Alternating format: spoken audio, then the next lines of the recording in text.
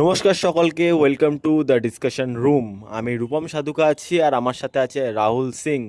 তো first of all extremely sorry, আমরা খুব ক্ষমা প্রার্থী, কারণ আমরা এই কদিন ভিডিও দিতে পারিনি, কারণ রাহুলদারও শরীর ভালো ছিল না আর আমিও কিছু গুরুত্বপূর্ণ কাজের জন্য একটু ব্যস্ত ছিলাম। তো রাহুলদা কেমন আছো একটু বলো আমাদের সকলকে। ফার্স্ট অফ অল তো ভালো নেই। আমার খুব শরীর খারাপ, এখনও শরীর খারাপ। আহ, এখনও গলাটা ধরে আছে, বেশি জোরে বলতে পারছি না যার কারণে। তো আশা করি আজকের অডিওটা কেমন লাগবে সেটা তো পরে আপনারা জানাবেন। শুরু করা যাক তাহলে। হ্যাঁ, আজকে খুব গুরুত্বপূর্ণ বিষয়ে ডিসকাশন হতে চলেছে, আর এই ডিসকাশনটা আমার মতে আপনাদের সকলের শোনা উচিত, কারণ এটা একটা ন্যাচারাল জিনিস। তো রাহুলদা, একটা খুব গুরুত্বপূর্ণ কোশ্চেন তোমাকে, ঠিক আছে? সকলের লাইফে ভালোবাসা আসে, ঠিক আছে? ভালোবাসা বলতে তুমি কি বোঝো, বা তোমার কি কোনো এক্সপিরিয়েন্স আছে, পাস্ট এক্সপিরিয়েন্স, যেটাতে তুমি মানে ফিল করেছো? ভালোবাসা তো সবারই হয়, মানে তুই স্কুলে পড়ছিস, কলেজে পড়ছিস, তোর কাউকে দেখে ভালো লাগবে, সেটা তো স্বাভাবিক ব্যাপার।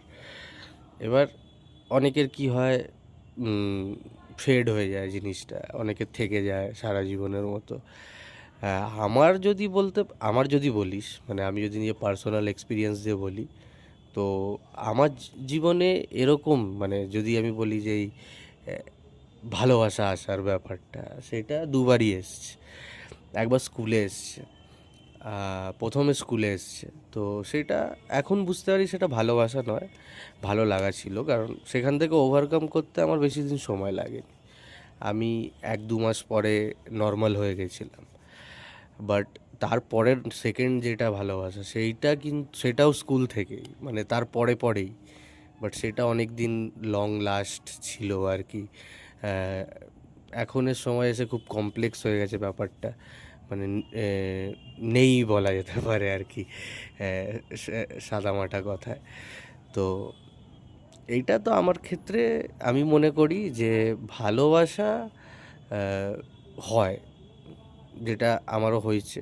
আমি এখনও সেটা বুঝতে পারি। তবে সেটা দ্বিতীয়বারে হয়েছে, প্রথমবারে নয়। তো আমার কাছে ভালোবাসার ডেফিনেশন বলতে কিছু নেই, আমিও ভালোবাসি একজনকে, একটা মানুষকে। সবাই কাউকে না কাউকে ভালোবাসে, সবারই জীবনে ভালোবাসার মানুষ আছে, সেটাই। আর একটা জিনিস, এডিকশান, ঠিক আছে? এটা মানে কি বলবো, অনেকে এখনকার জেনারেশন বলবো না, আগেও এই ব্যাপারটা ছিল, এখনও রয়েছে। এখনকার রিলেশন, স্পেশালি এখনকার সময়, কারোর রিলেশন আমি দেখেছি 6 মাসের বেশি টিকলো না, বা 1 বছরের বেশি টিকলো না। মানে এই ব্যাপারটা এত বেশি বেড়ে গেছে, আমি বলছি না যে আগে ছিল না, এটা আগেও ছিল, বাট এখন এত বেশি এক্সট্রিম বেড়ে গেছে, মানে লোকেরা রিলেশনশিপটাকে একটা ক্যাজুয়ালনেস হিসেবে, টাইম পাসের চোখ থেকে দেখে। তো তুমি এই ব্যাপারটা কেমনভাবে দেখো? দেখ, আমাদের সময় তো এত, মানে এখন আমি দেখি, এখনের মানে যারা ইয়াং স্কুলে কলেজে পড়ছে, তাদের সাথে মাঝে মধ্যে কথা হয়। তো ছেলে হোক বা কোনো জায়গায় কোনো মেয়ে হোক, তাদের থেকে শুনেছি তারা এখন তারা যেসব মানে কথা ইউজ করে আর কি, যেসব শব্দ ইউজ করে, মানে এখনকার সময় আমাদের কাছে নতুন জিনিসগুলো। একটা হচ্ছে যেমন গোস্টিং, গোস্টিং করে দেওয়া। ঠিক আছে, গোস্টিং করে দেওয়া মানে আমি কারোর সাথে খুব খুব কথা বলছি, হঠাৎ করে কথা বলা বন্ধ করে দিলাম। আমাদের সময় এটা ছিল, বাট এখন এইগুলো একটা একটা পার্টিকুলার নাম হয়ে গেছে। এখন তো আবার সব নতুন নতুন নাম উঠেছে, সিচুয়েশনশিপ, বেঞ্চিং, মানে এসব টার্মসগুলো মানে টোটালি আননোন আমাদের কাছে। ছোট ছোট বাচ্চারা, 8-9-এর বাচ্চারা এইসব বলে দিচ্ছে, মানে বলে দিচ্ছে, আমরা আমরা নিজেরাই ভাবি যে এগুলো কি। হ্যাঁ, আমি সেটাই বলছি, মানে এই এই যে এই শব্দগুলো, মানে এই গোস্টিং, বেঞ্চিং, সিচুয়েশনশিপ, যাই হোক, তো আমাদের সময়ও কিছু শব্দ ছিল ওরকম, বাট এখন জিনিসগুলো অনেক আপগ্রেডেড হয়ে গেছে। এবার যদি আমরা আসি যে অ্যাডিকশান, অ্যাডিকশান অ্যাডিকশান বলা ঠিক হবে না, মানে এটা হচ্ছে কি, ধরে নে এখন আমার কাউকে ভালো লেগেছে, আমি তার সাথে কথা বলি, সেও আমার সাথে কথা বলে। এই যখন কথা হয় দুটো মানুষের মধ্যে, তো আমাদের মানে শরীরে না হ্যাপি হরমোন রিলিজ হয়, যেটাকে ডোপামিন বলে, ঠিক আছে? তো ডোপামিন রিলিজ হওয়া মানে হ্যাপি হরমোন, ভালো লাগে আমাদের। এবার যখন তার সাথে কথা হচ্ছে না, তার সাথে কথা বলা বন্ধ হয়ে গেল, তখন মানুষের কষ্টটা হয় কেন? ডোপামিন রিলিজ হচ্ছে না, তখন হয়। এবার দেখ, এবার ব্যাপারটা হচ্ছে, তোর যদি শুধু অ্যাট্রাকশন থাকে, ভালো লাগা থাকে, তুই তাড়াতাড়ি ওভারকাম করে যাবি, তুই নিজের ওই ডোপামিন সাপ্লাইটা অন্য জায়গায় ঠিক খুঁজে পেয়ে যাবি। বাট তুই যদি কারোর সাথে খুব ডিপলিভাবে জড়িত, তখন সেই জিনিসটা সময় লাগে। আর ছেলেদের ক্ষেত্রে তো প্রচুর সময় লাগে। মানে আমার এই যদি চোখে দেখা কিছু এক্সপিরিয়েন্স, কিছু মানুষদের যদি আমরা বলি, তো আমি দেখেছি আজও 5-6 বছর হয়ে গেছে, 7-8 বছর হয়ে গেছে, তারা মানে জিনিসটাকে লেট গো করতে পারেনি। হয়তো তারা নর্মাল আছে এখন, তাদের আর সেরকম সেই লেভেলের প্যানিক বা কষ্ট হয় না, বাট আছে তাদের মনে কোথাও না কোথাও ওই জিনিসটা এখনও আছে, লেট গো করে দেয়নি। মেয়েরা এক্ষেত্রে যদি বলি, মেয়েরা তাড়াতাড়ি জিনিসটা দিয়ে লেট গো করে দেয়। ওভারকাম তাড়াতাড়ি করে না এটা দিয়ে। বাট আমি আপনাদেরকে বলতে চাই, এটা কিন্তু আমরা কোনো জেন্ডার বায়াসড আমি এরম বলছি না এটা। আর আরেকটা কথা রাহুলদা, যে এই যে এখনকার জেনারেশনই বলো, ঠিক আছে, এটা এটা এখন তো বেড়েই গেছে। টাইম পাস তো ভালো মতন জানো, টাইম পাসটা নিয়ে কী বলবো, লাভ নিয়ে কি ছেলে খেলা করা উচিত? অনেক মেয়ে আছে যারা ছেলেদেরকে ইউজ করে, অনেক ছেলে আছে যারা মেয়েদেরকে ইউজ করে জাস্ট নিজেদের নিডস অ্যান্ড ওয়ান্টস পূরণ করার জন্য। তো এটা তুমি কি বলবে? এটা নিয়ে কি ছেলে খেলা করা উচিত নাকি করা উচিত না? এটা যে মানে এত যে ক্যাজুয়ালি হয়ে গেছে ব্যাপারটা। দেখ, আমি যেটা মনে করি, প্রথমে তো উচিত নয় আর কি, তোমার নিডস পূরণ করার জন্য বা শারীরিক চাহিদা পূরণ করার জন্য তুমি কারোর মন নিয়ে খেলা উচিত না। আজকের সময় যদি তুই মানে বড় একটা জিনিস যদি তুই গিয়ে গুগলেও দেখিস সার্চ করে, তো আজকের সময় যে মানে মেন্টাল হেলথ, মানে মানুষের যে মেন্টাল হেলথ বা তাদের যে এনজাইটি, তাদের ভেতরে যে ডিপ্রেশন, তার মানে প্রধানত স্টাডি তো তাদের আছেই, স্টাডি হোক, ফ্যামিলি প্রেশার হোক, ঠিক আছে, জব রিলেটেড ব্যাপার হোক, কেরিয়ার হোক, বাট এখানে যে রিলেশনশিপ, লাভ, এইগুলো কিন্তু প্রচুর ইম্প্যাক্ট ফেলে আজকের সময়ে দাঁড়িয়ে মানুষের মেন্টাল হেলথে। প্রথম কথা হচ্ছে, আমার মতে বলে তো একে অপরকে বোঝা ইম্পর্টেন্ট সব থেকে বেশি। একে অপরকে কথা বলে, এখন তো কমিউনিকেশন এত বেশি কমে গেছে পার্টনারদের মধ্যে, কেউ মানে টাইমই দিচ্ছে না। তো আমার মতে যদি তুমি আমাকে জিজ্ঞাসা করো পার্সোনালি, আমার মনে হয় যে দুজন যদি কমিউনিকেট করে ভালো মতন, একে অপরকে জানার চেষ্টা করে, তাহলে ব্যাপারটা আরও বেশি ভালো হয়ে যায় না? না, সেটা তো একটা আলাদা ব্যাপার। আমি যে বিষয়ে বলতে চাইছি, মানে এখনের সময় যে সেটা তো অবশ্যই এবারে ভালো, হুম। একে অপরকে বোঝা, কমিউনিকেশন স্মুথ রাখা, সেইটাই তো সব কিছু, ওটার বাইরে তো কিছু হয় না। কিন্তু আমি যেটা বলছি, মানে আমি বলছি যে এখনের সময় যে মেন্টাল হেলথ, এখনের সময় এই যে এই জিনিসগুলো হচ্ছে, এই 1 বছর, 6 মাস, 2 বছর, 3 বছর, 1.5 বছর, মানে যে রিলেশনশিপগুলো যেরকমভাবে শেষ হয়ে যাচ্ছে বা যেরকমভাবে ব্রেকআপ হয়ে যাচ্ছে মানুষের, সেক্ষেত্রে দাঁড়িয়ে মেন্টাল হেলথে এটা একটা অনেক বড় কনসার্নের জায়গা।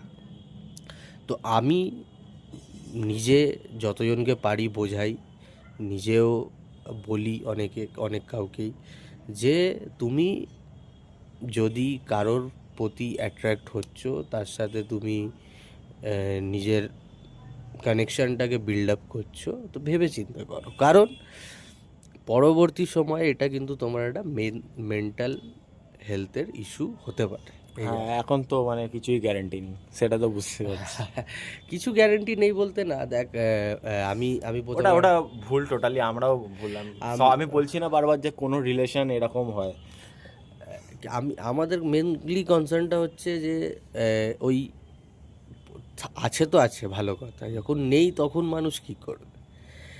মানে আমি যদি নিজের পার্সোনাল এক্সপিরিয়েন্স থেকে বলি, আমিও মানে নিজেকে স্টেবল করতে অনেক সময় লাগে। আমি হয়তো এখন দাঁড়িয়ে আমি এখনও বলতে পারবো না যে আমি অনেক বেশি স্টেবল হয়ে গেছি আর কি, বাট আমি নেই স্টেবল। বাট আমি চেষ্টা করি যে এই ফেজটা কারোর না হোক। আর আমি এই জিনিসগুলো নিয়ে খুবই হেল্পফুল, মানে কারোর যদি কোনো হেল্প দরকার হয় আমি তাকে গিয়ে বলি। আর সবথেকে বড় কথা, আমার যে স্পিরিচুয়াল জার্নি সেটার শুরু এখান থেকে। মানে আমি নিজের মেন্টাল ক্ল্যারিটি খুঁজে পেয়েছি এমন, স্পিরিচুয়ালিটির দিক হ্যাঁ, থেকে। অকাল্ট থেকে। হ্যাঁ। আমি যেটা নিয়ে চর্চা শুরু করেছি তারপরেই মানে আমার ভেতরে স্পিরিচুয়াল অ্যাওয়েকনিং হয়েছে, অকাল্ট নিয়ে আমার অনেক ইন্টারেস্ট বেড়েছে। সেই সব নিয়ে তো আমরা পডকাস্টে সবসময় গল্প করি আর কি। এর পরেও একটা ভিডিও আমরা ছাড়বো যেটা অকাল্ট রিলেটেডই হবে, পুরোপুরি একদম তন্ত্র রিলেটেড হবে। কিন্তু আপাতত এখন যেটা মানে আমার মনে হয় যে এই সময় দাঁড়িয়ে এটা একটা অনেক বড় ইস্যু, মেন্টাল হেলথ। তো